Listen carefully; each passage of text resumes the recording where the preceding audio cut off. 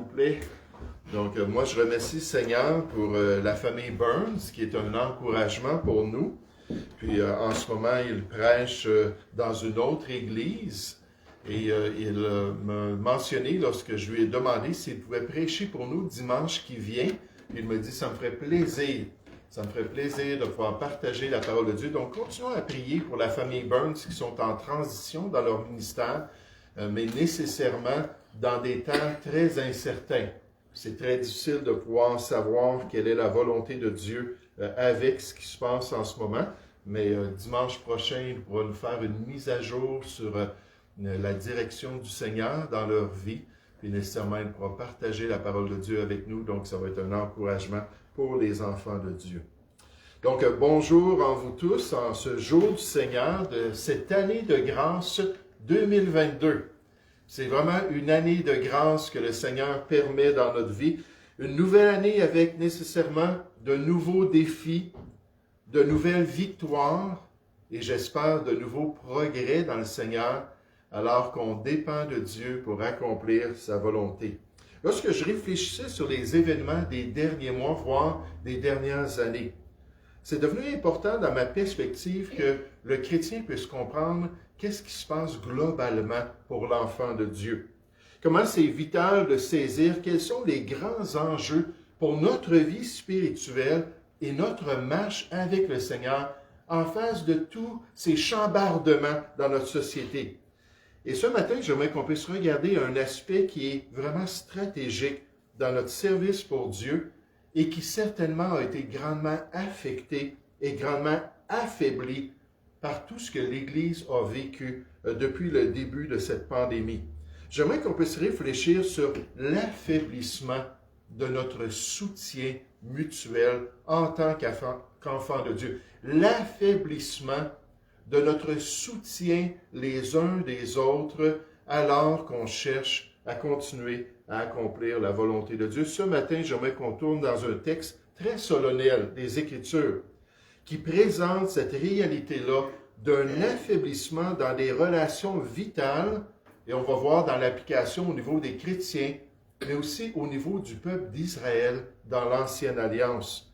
Lorsque la vie de l'Église est entravée pour une raison quelconque, le chrétien perd un soutien stratégique dans sa vie. Cherchons ensemble Hébreux chapitre 3. L'Épître aux Hébreux au chapitre 3. Puis on va voir dans les deux sections de ce chapitre qu'on va examiner. Ce matin, on va voir une section qui parle de ce qui s'est produit dans cet affaiblissement au niveau du peuple d'Israël, mais ce qui se produit aussi dans la vie du chrétien si on ne veille pas à garder nos contacts les uns envers les autres, à conserver ce soutien mutuel que seulement des enfants de Dieu, ceux qui connaissent la vérité, ceux qui comprennent les enjeux spirituels, ceux qui peuvent vraiment prier pour nous, puis nous exhorter, puis veiller sur les chrétiens pour nous encourager à accomplir la volonté de Dieu. Donc, regardons premièrement ce qui s'est passé dans l'Ancienne Alliance, dans Hébreux, chapitre 3. Au verset 1, on nous dit, c'est pourquoi, frères saints, donc il parle à des chrétiens ici, qui avaient part à la vocation céleste, à l'appel de Dieu, considérez l'apôtre et le souverain sacrificateur de la foi que nous professons, Jésus, qui a été fidèle à celui qui l'a établi, comme le fut Moïse dans toute sa maison. Même dans cet aspect pratique-là de l'Épître aux Hébreux, on revient toujours à Jésus. Parce que c'est ça l'Épître aux Hébreux. Jésus est supérieur aux patriarches. Jésus est supérieur aux anges. Jésus est supérieur à nos tribulations. Jésus est supérieur à l'Ancienne Alliance. Toujours Jésus. Donc, on commence en présentant Jésus pour ensuite venir au peuple d'Israël et finalement à l'expérience de l'Église. Verset 2. Jésus qui a été fidèle à celui qui l'a établi, comme le fut Moïse dans toute sa maison, car il a été jugé digne d'une gloire d'autant supérieure à celle de Moïse que celui qui a construit une maison a plus d'honneur que la maison elle-même. Chaque maison est construite par quelqu'un, mais celui qui a construit toute chose, c'est Dieu. Pour Moïse, il a été fidèle dans toute la maison de Dieu, comme serviteur pour rendre témoignage de ce qui devait être annoncé. Mais Christ, l'est comme fils sur sa maison, et sa maison, gloire à Dieu, c'est nous. Nous sommes la maisonnée de Dieu en Jésus-Christ. C'est nous, pourvu que nous retenions fermement jusqu'à la fin la confiance et l'espérance dont nous nous glorifions. C'est pourquoi, selon ce que dit le Saint-Esprit, aujourd'hui, si vous entendez sa voix, n'endurcissez pas vos cœurs. Puis là, on voit tout le potentiel avec Jésus-Christ et avec Moïse. Puis là, on se tourne vers l'expérience du peuple. Comment eux, ils ont manqué dans leur service pour Dieu. C'est pourquoi, verset 7, selon ce que dit le Saint-Esprit, aujourd'hui, si vous entendez sa voix, puis ça vient de l'enseignement de l'Ancien Testament, n'endurcissez pas vos cœurs, comme lors de la révolte, au jour de la tentation dans le désert, où vos pères me tentèrent pour m'éprouver. Ils virent mes œuvres pendant 40 ans. Aussi je fus irrité contre cette génération et je dis, ils ont toujours un cœur qui s'égare. Remarquez le mot cœur ici, parce que dans l'application à l'Église, on va y revenir. Ils ont toujours un cœur qui s'égare. Ils n'ont pas connu mes voies. Je jurai donc dans ma colère, ils n'entreront pas dans mon repos. Prenez garde, frères, là on vient à la vie de l'Église, que quelqu'un de vous n'ait un cœur mauvais et incrédule, au point de se détourner du Dieu vivant. Mais, c'est quoi la solution? Exhortez-vous les uns les autres chaque jour, aussi longtemps qu'on peut dire aujourd'hui, aussi longtemps qu'on est vivant, aussi longtemps qu'on est sur cette terre, afin qu'aucun de vous ne s'endurcisse par la séduction du péché. Car nous sommes devenus participants de Christ, pourvu que nous retenions fermement jusqu'à la fin l'assurance que nous avions au commencement, pendant qu'il est dit aujourd'hui, si vous entendez sa voix, n'endurcissez pas vos cœurs comme lors de la révolte.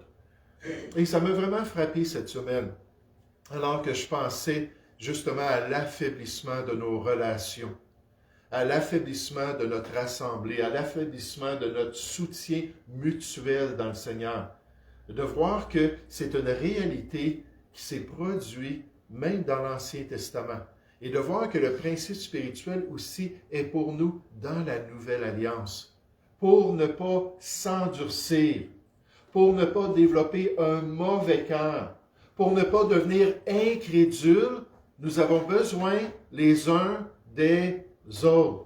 Nous avons besoin d'un frère qui vient nous exhorter. Nous avons besoin d'une sœur qui vient nous encourager. Nous avons besoin du pasteur qui vient prêcher la parole de Dieu.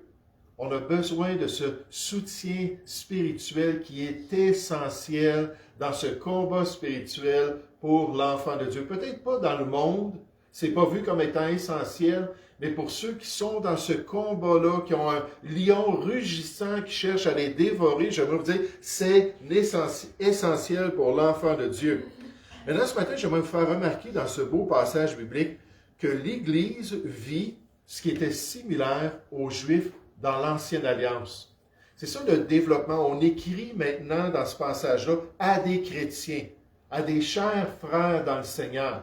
On leur dit, voici ces réalités, voici ce contexte spirituel qui a toujours existé et voici l'application pour être victorieux dans le Seigneur. Nécessairement, on est en train de lire une épître du Nouveau Testament qui est très, très particulière. L'épître aux Hébreux. Des 21 épîtres, c'est une épître qui est très, très spéciale. Un livre qui est dédié à l'explication de la Nouvelle Alliance pour des Juifs qui venaient de se convertir à Dieu. Pour ceux et celles qui s'étaient tournés vers l'Évangile de Jésus-Christ parmi Israël et qui désiraient comprendre les réalités maintenant dans la Nouvelle Alliance. Et on apprend rapidement ici que les défis que vécurent les Juifs d'autrefois étaient similaires aux défis des Juifs qui faisaient maintenant partie de l'Église de Jésus-Christ et par extension de tous les enfants de Dieu. Au point que l'Épître aux Corinthiens dit aux chrétiens, « Or, ces choses, l'expérience des Juifs, l'apostasie qui s'est produite en Israël, leur tendance à devenir idolâtres et à se détourner des voies de Dieu. Toutes ces choses qui ont été écrites dans l'Ancien Testament, or ces choses sont arrivées pour nous servir d'exemple, afin que nous n'ayons pas de mauvais désirs comme ils en ont eu. On a la même nature, on a le même potentiel, et Dieu nous dit, oui, vous avez le privilège d'avoir l'Esprit de Dieu en permanence, vous avez le privilège d'avoir les promesses des Écritures, d'avoir tous les dons spirituels, mais faites attention, vous avez aussi une vieille nature. Et même quand l'Esprit est bien disposé, la Bible nous dit que la chair est faible. Donc il dit, ces choses-là, c'est pour notre instruction, ça continue au verset 11. Ces choses leur sont arrivées dans l'Ancienne Alliance, pour servir d'exemple dans la Nouvelle Alliance. Elles ont été écrites pour notre instruction, à nous qui sommes parvenus à la fin des siècles. En face de ce que les Juifs ont expérimenté, ce parallèle, cette similarité entre l'expérience du peuple de Dieu dans l'Ancien Testament et l'expérience du peuple de Dieu dans le Nouveau Testament. En d'autres mots, les défis que les Juifs et qu'Israël ont vécus, c'est aussi nos défis. Comment le peuple ne s'est pas tenu ensemble pour rester attaché au Seigneur, ça peut aussi être une réalité pour nous en tant qu'Église de Jésus-Christ. Regardez au verset 1. On nous dit, c'est pourquoi, frères saints, qui avez part à la vocation céleste, vous qui êtes sauvés, vous qui connaissez la grâce de Jésus-Christ, considérez l'apôtre et le souverain sacrificateur de la foi que nous professons. Il dit, pensez à Jésus-Christ. Pensez au fait qu'il a été victorieux. Pensez au fait qu'il a toujours accompli ce qui plaisait à son Père céleste. Il a toujours suivi la volonté de Dieu. Et là, il est notre exemple, n'est-ce pas, d'après 1 Pierre chapitre 2, afin que nous suivions ses traces. Je pense que c'est au verset 21. Il dit au verset 2, Jésus qui a été fidèle à celui qui l'a établi. Donc, c'est possible. Comme le fut Moïse dans toute sa maison, même Moïse, car il a été jugé digne d'une gloire d'autant supérieure à celle de Moïse, le grand conducteur du peuple de Dieu, que celui qui a construit une maison a plus d'honneur que la maison même. Chaque maison est construite par quelqu'un, mais celui qui a construit toute chose, c'est Dieu. Pour Moïse. Là, il va descendre à un niveau comparable, n'est-ce pas? Nous, on ne peut pas vraiment se comparer à Jésus-Christ, qui était parfait, qui n'avait pas de nature pécheresse, qui était rempli de l'Esprit de Dieu en tout temps. Mais là, il dit, OK, on va se tourner vers un homme dans l'Ancien Testament. Pour Moïse, il a été fidèle dans toute la maison de Dieu. C'est possible de continuer. Comme serviteur, pour rendre témoignage de ce qui devait être annoncé. Mais Christ l'est comme fils sur sa maison, on revient à la supériorité de Jésus. Et sa maison, c'est nous, pourvu que nous retenions fermement jusqu'à la fin. C'est ça le défi du chrétien. On commence la course chrétienne, puis on reste sur la piste, puis on complète jusqu'à la ligne d'arrivée. Que nous retenions fermement jusqu'à la fin. La confiance et l'espérance dont nous nous glorifions, cette confiance en Jésus-Christ, cette espérance-là du salut de Dieu. C'est pourquoi, voici l'exhortation à ces Juifs qui connaissaient l'Ancien Testament, mais qui faisaient partie de la Nouvelle Alliance. Selon ce que dit le Saint-Esprit, aujourd'hui, si vous entendez sa voix, n'endurcissez pas vos cœurs, comme lors de la révolte, au jour de la tentation dans le désert, où vos pères me tentèrent pour m'éprouver. Ils virent mes œuvres pendant 40 ans. Aussi, je fus irrité contre cette génération. Donc, le peuple de Dieu dans l'Ancien Testament, Dieu dit, ça n'a pas bien fonctionné. Cette génération-là, sous Moïse, n'ont pas fait tout ce que je voulais qu'ils fassent. Aussi, je fus irrité contre cette génération. Et je dis, ils ont toujours un cœur qui s'égare, pourtant ils avaient le potentiel en Dieu et avec la direction de Dieu par Moïse. Ils n'ont pas connu mes voies. Je jurai donc dans ma colère, ils n'entreront pas dans mon repos. Prenez garde, frères. Maintenant, cette même réalité-là, par extension, s'applique à l'Église de Jésus-Christ. Une des grandes leçons qu'on apprend dans l'Ancien Testament, c'est que Dieu avait remis des tâches particulières aux Juifs et que certains d'entre eux, comme Moïse, sont demeurés fidèles, mais que pour la plupart, surtout la génération qui est mentionnée ici, la plupart ont péri dans le désert, ont péri loin de Dieu, parce qu'ils n'ont pas accompli ce que le Seigneur voulait. Et pour Moïse, qui est présenté ici comme un serviteur fidèle, on apprend que lui, effectivement, il a accompli la volonté de Dieu. Dans Exode chapitre 40, au verset 16, on nous dit « Moïse fit tout ce que l'Éternel lui avait ordonné, il fit ainsi. » Puis Dieu a pu faire une évaluation de ce serviteur-là, puis regarder s'il avait accompli les tâches qu'il lui avait remis, ces œuvres qu'il avait préparées d'avance pour Moïse. Et Dieu dit par le Saint-Esprit, oui, il a accompli ma volonté. C'est possible. Si on reste proche de Dieu et qu'on marche avec le Seigneur. Et nécessairement, il a été une influence dans certains éléments de ce que le peuple a fait. On a dit, ainsi furent achevés tous les ouvrages du tabernacle, de la tente d'assignation. Ça, c'était important. La tente d'assignation, c'était l'endroit de rassemblement du peuple auprès de la loi de Dieu. C'était à cet endroit-là qu'ils allaient pour accomplir le plan de Dieu. On nous dit, les enfants d'Israël firent tout ce que l'Éternel avait ordonné à Moïse. Ils firent ainsi. À cause de sa fidélité, à cause de son influence, Moïse qui fut fidèle et le peuple juif qui aussi a accompli certains éléments dans la fidélité que le Seigneur leur demandait. Lorsqu'on regarde notre texte ce matin, on s'aperçoit qu'il y a eu des Juifs qui ont fait ce que le Seigneur voulait. On s'aperçoit que c'est un encouragement pour nous de dépendre de Dieu, un encouragement pour nous de nous tourner vers le Seigneur, une vraie correspondance avec l'expérience d'Israël dans l'Ancien Testament. Et pour nous, la question en regardant ça, c'est est-ce que nous voulons sincèrement accomplir le plan de Dieu? Est-ce qu'on est capable de réfléchir ce matin? Est-ce qu'on est capable de contempler? Est-ce qu'on est capable de désirer lui plaire et le suivre jusqu'au bout? Est-ce qu'on veut compléter notre course chrétienne comme des champions pour le Seigneur? Ou alors qu'on regarde le développement de cette exhortation-là, on s'aperçoit que le danger, c'est de pouvoir abandonner ce qui est important pour les chrétiens.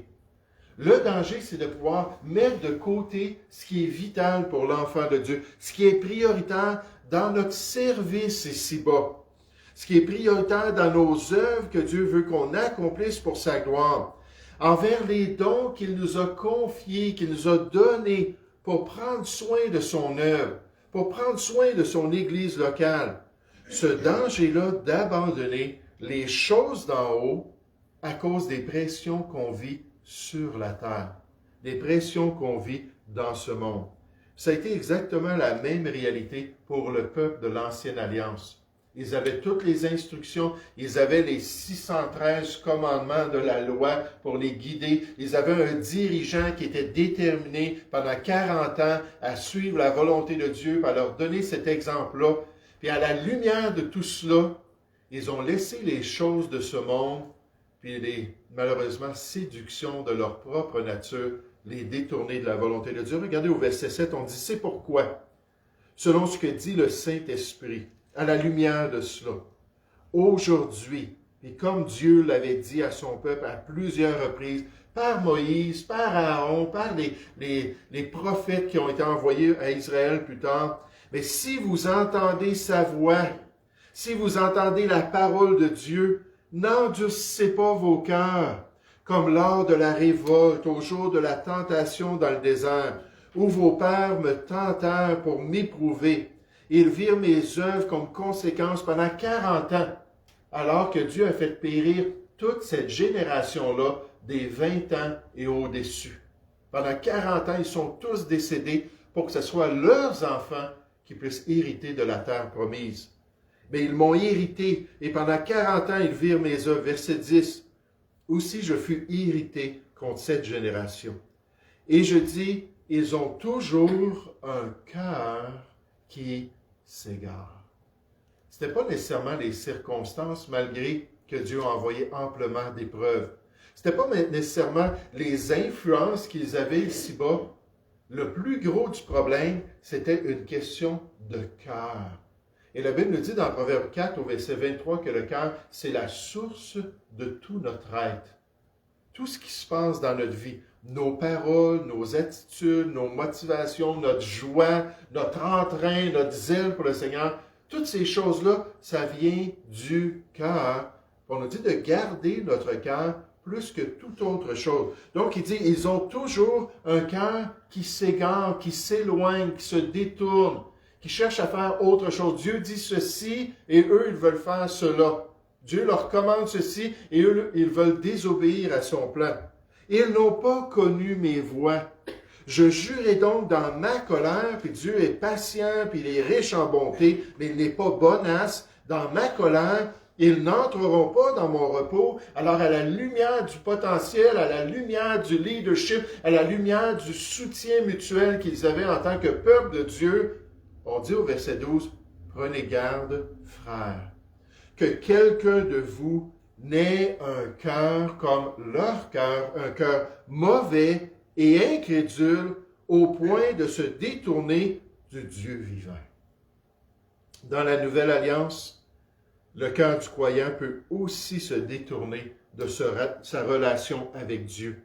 Dans l'Église de Jésus-Christ, la tentation et les séductions de ce monde peuvent aussi affecter la marche de l'enfant de Dieu avec son Sauveur. Il peut même s'endurcir comme le peuple juif. Vous vous rappelez tout à l'heure dans 1 Corinthiens, chapitre 10, j'ai dit ces choses ont été écrites pour notre instruction, pour pas qu'on ait des mauvais désirs, puis pour nous servir d'exemple, nous instruire dans les voies de Dieu.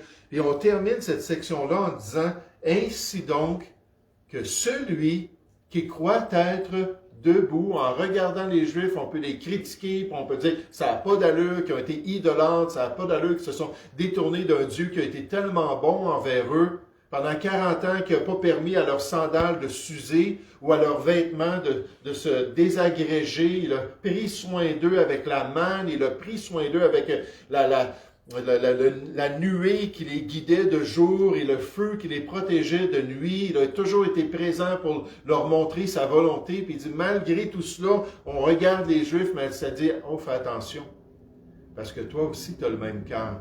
Toi aussi, tu as le même potentiel. Ainsi donc, que celui qui croit être debout prenne garde de tomber.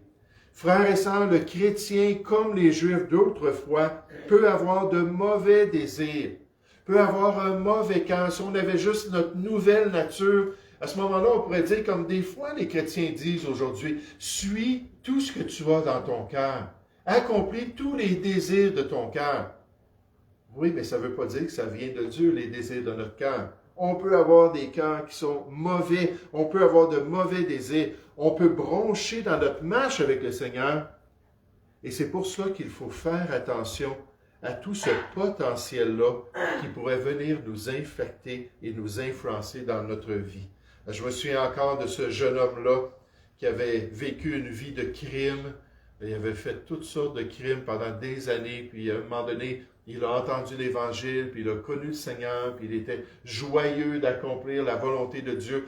Mais à travers des difficultés relationnelles, puis des problèmes de santé, tout ça, là, il est revenu à un désir d'avoir la drogue de l'adrénaline. Parce que vous savez, c'est une des raisons des fois que les gens restent dans le crime, parce que de commettre un vol, puis de commettre un crime, ça donne une sensation. Ça produit un certain plaisir. Puis là, alors que sa vie chrétienne était plus, si on pourrait dire, difficile, puis il y avait plus de problèmes à différents niveaux, là, c'était comme j'ai besoin de drogue. Puis là, il est retourné dans le monde du crime. Et il s'est fait arrêter.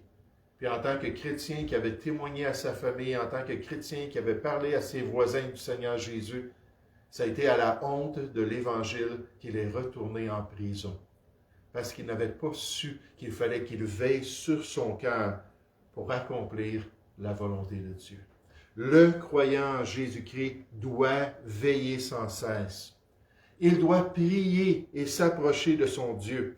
Il doit résister aux tentateurs. Il doit s'attacher à son Sauveur et à son service. Le pasteur Charles Spurgeon affirme que le croyant peut penser que le fait qu'il est baptisé, c'est un beau pas d'obéissance, n'est-ce pas, le baptême, et qu'il prend le repas du Seigneur, mais c'est une ordonnance qui plaît à Dieu, et qu'il possède d'autres privilèges en Jésus-Christ, toutes les richesses qui se trouvent en lui, qu'il est en sécurité dans ce monde.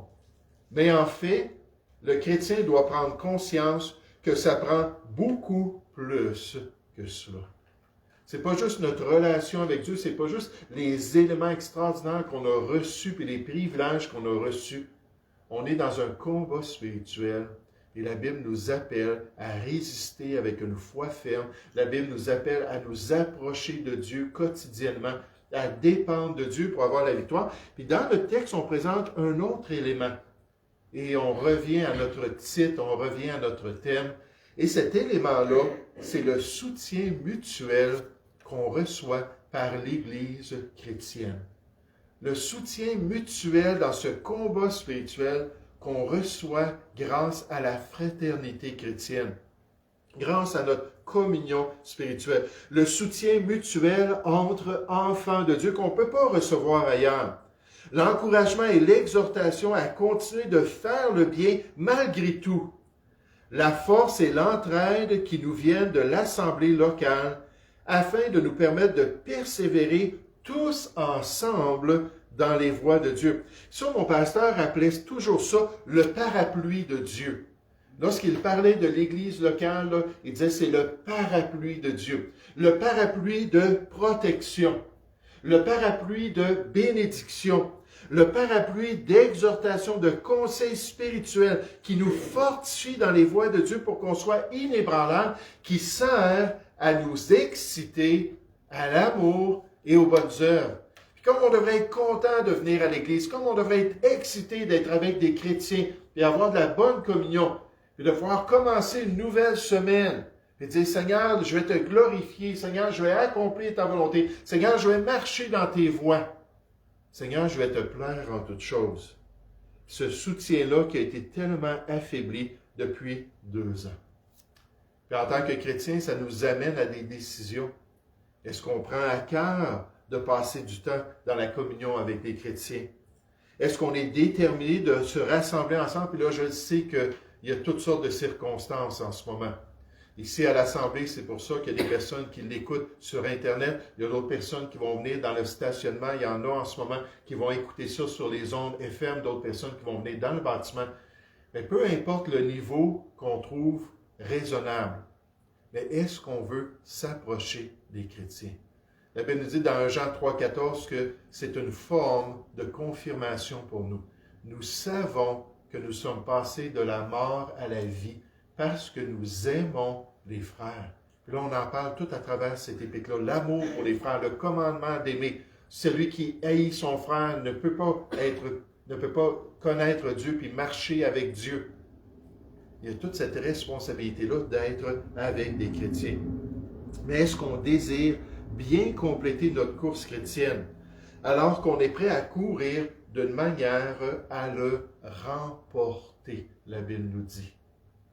Donc, c'est-à-dire qu'on va finir un jour ayant accompli la volonté de Dieu. J'ai eu une drôle de question ce matin qui m'a été envoyée par quelqu'un sur Facebook. Puis la personne m'a demandé, Pasteur, est-ce que vous êtes en train de vous planifier, vous sauver au Canada anglais ou aux États-Unis?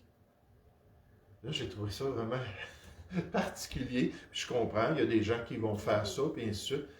Mais moi, comme avec Paul, des fois Dieu dit « reste ici », puis continue à être un témoignage. Des fois, il dit « non, non, saute par le panier, là, puis va-t'en dans une autre ville », puis Dieu va diriger de différentes manières, mais dans ma compréhension, pas du tout.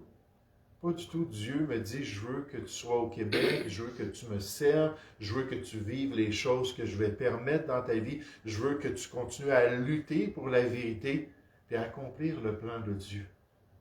Mais moi, je ne veux pas arrêter d'accomplir la volonté de Dieu. Par la grâce de Dieu, nécessairement, aujourd'hui, dans ma conscience, je veux finir ma course chrétienne. Mais j'ai besoin des chrétiens.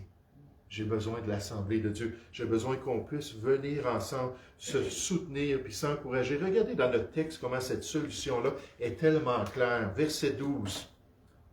On dit, prenez garde, frères, que quelqu'un de vous n'ait un cœur mauvais et incrédule. Israël nous le montre, ça peut arriver dans votre vie, au point de se détourner du Dieu vivant.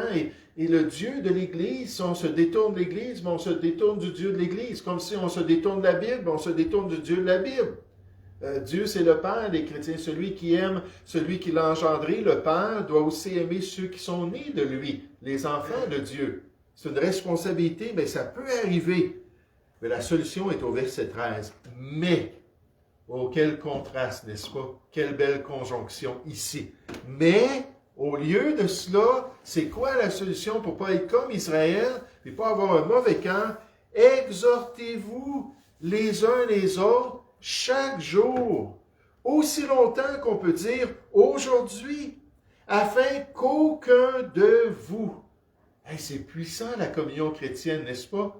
C'est puissant le soutien mutuel de l'Église chrétienne, afin qu'aucun de vous ne s'endurcisse par la séduction du péché. Car nous sommes devenus participants de Christ, pourvu que nous retenions fermement jusqu'à la fin l'assurance que nous avions au commencement et sa grâce est disponible pour compléter notre course chrétienne, pour courir jusqu'au bout. Pendant qu'il est dit, aujourd'hui, si vous entendez sa voix, n'endurcissez pas vos cœurs comme lors de la révolte. Puis encore aujourd'hui, voilà le défi.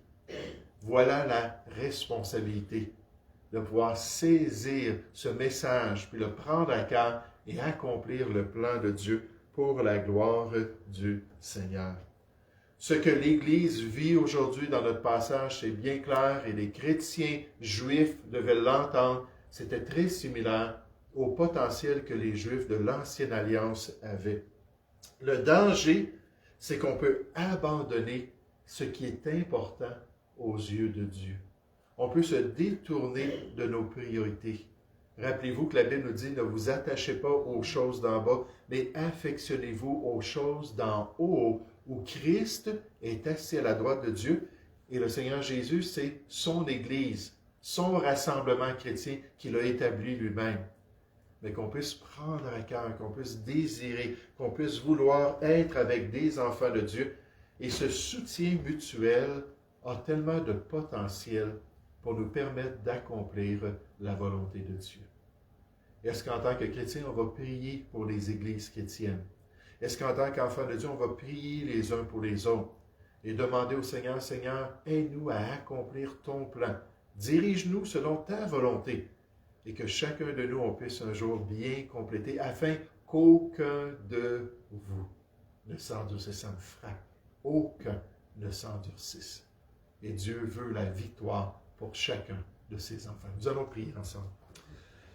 Ô Père Céleste, on veut te louer, on veut te remercier ce matin pour ce privilège de connaître ta parole, ce privilège d'avoir même l'Ancien Testament pour nous montrer par tout le potentiel et aussi toute la défaite de ton peuple, alors qu'ils n'ont pas saisi les éléments vitaux, les éléments vitaux qui auraient pu leur permettre d'accomplir ta volonté. Ou aide-nous à veiller sur notre cœur, Seigneur. Aide-nous à faire les bons choix. Aide-nous à nous attacher à notre assemblée, peu importe le niveau dans lequel on est prêt à le faire. Mais aide-nous à le faire pour ta gloire et pour ton honneur. Nous te prions au nom du Seigneur Jésus. Amen. Amen. Donc, que le Seigneur puisse nous donner une bonne semaine, qu'il puisse nous fortifier. Prions les uns pour les autres et qu'il puisse vraiment nous permettre d'accomplir toute sa volonté.